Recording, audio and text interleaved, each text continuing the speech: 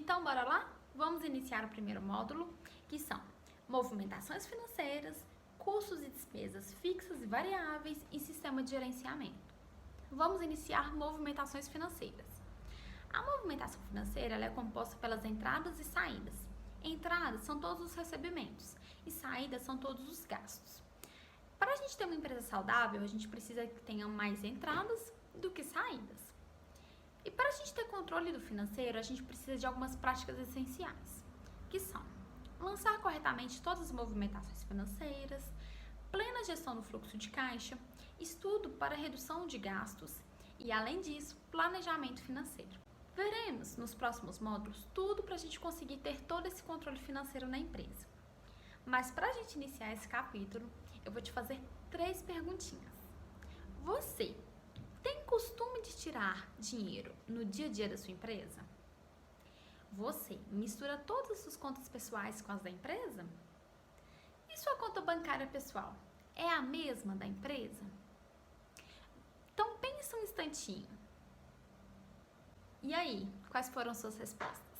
Se suas respostas foram sim, então você precisa de entender este capítulo e precisa de mudar essa realidade na sua empresa.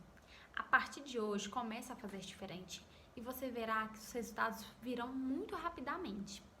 Este é o primeiro passo para a gente conseguir transformar a sua empresa e ter todo o controle financeiro. Então, tudo que você estudar, após você assistir às aulas, coloque em prática na sua empresa. Então, vamos lá. Ter as contas da empresa misturadas com as contas pessoais é uma realidade da maioria dos microempreendedores. E isso pode trazer muitas consequências para a empresa. Fica difícil da gente medir os resultados da empresa, o gestor não consegue ter controle das suas movimentações e aumenta muito as chances de endividamento da empresa. É de extrema importância que você entenda que isso tem que parar. Nós não conseguiremos ter informações das movimentações financeiras se elas estiverem misturadas com as suas movimentações pessoais. Então, a gente não consegue ter controle nenhum da empresa se tudo estiver misturado. E para a gente conseguir separar as contas pessoais das contas da empresa, vai aqui algumas dicas. Primeira dica, mantenha o fluxo de caixa atualizado. No módulo 2, nós veremos tudo sobre fluxo de caixa, a importância de manter ele atualizado e por que a gente precisa de ter controle do nosso fluxo de caixa. Segunda dica, mantenha contas bancárias separadas. Essa é a dica principal, é nela que tudo começa. A gente precisa de entender o quanto é importante a gente manter contas separadas. Então vamos lá. Primeiro passo, se você tem CNPJ, é muito necessário que você tenha uma conta jurídica. MEI não é obrigatório ter conta jurídica, mas é necessário.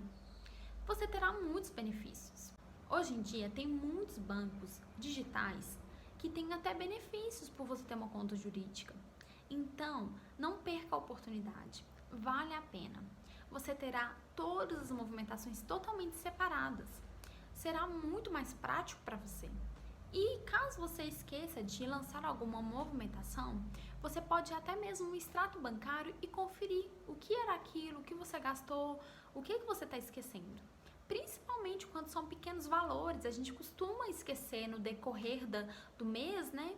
Então, é muito prático você ir lá, voltar, você consegue identificar a loja que você comprou, o dia que você comprou e consegue tranquilamente lançar aquele valor no seu fluxo de caixa.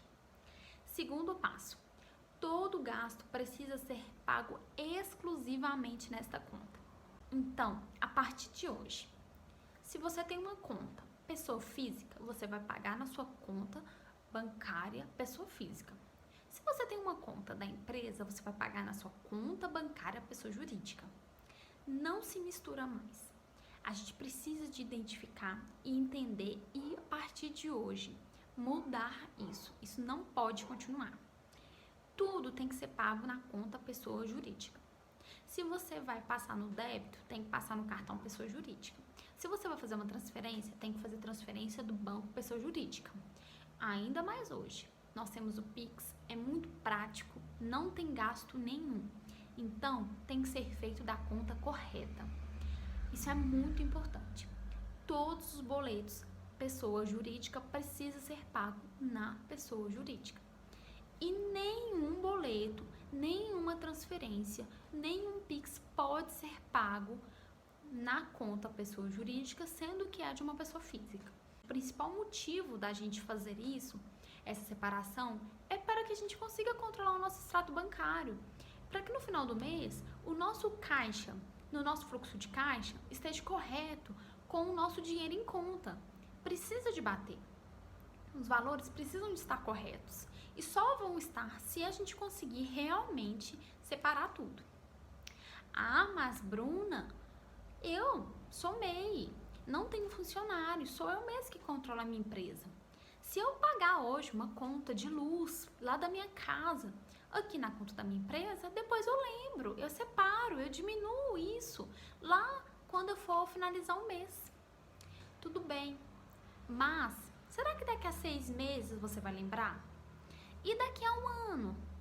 Quando a gente for finalizar o seu balanço anual, você vai lembrar que seu fluxo de caixa não bateu lá em janeiro por causa de uma conta de luz que foi paga? Não, a gente não vai lembrar. Então a gente precisa de separar. Até porque depois isso vai ficar em falta. Você vai ficar, meu Deus, eu perdi esse dinheiro? Eu paguei coisa errada? Eu paguei duplicidade? Não, você pagou conta pessoal, mas você não lembra disso mais. Então é por isso que é tão importante ter essa separação. A questão da gente separar as contas pessoais das contas jurídicas é uma questão muito complicada. Mas a questão da gente separar a conta bancária não é uma questão complicada. Só a gente baixar uma conta, transfere o valor da empresa que você já tem disponível para a conta que você vai abrir nova, começa a fazer as movimentações separadas. É uma questão de hábito. É muito simples e você vai ver que seu controle vai ser muito maior. Terceiro passo, não ser feita nenhuma transação para uso pessoal.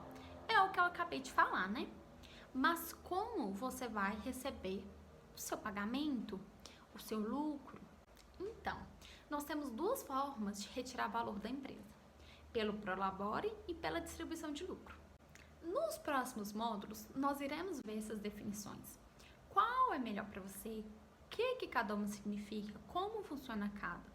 Mas hoje, vamos aqui conversar supondo que você vai utilizar o método Prolabore, que é o método mais comum para microempreendedor e é o método que a gente pode fazer mensalmente. Então, quando você for fazer uma retirada de valor da sua empresa, essa retirada, ela já tem um valor pré-determinado e vai ser feita uma única transferência da sua conta jurídica para a conta da empresa. Essa transferência precisa ser lançada no fluxo de caixa, porque você vai entender lá na frente que o Prolabore, ele é uma despesa fixa. Então, você tem que deixá-la lançada no seu fluxo de caixa até mesmo como fixa. Dessa forma, quando você for tirar o seu extrato de caixa, quando você for conferir o seu fluxo de caixa com o seu extrato, vai bater certinho, porque já está lançado.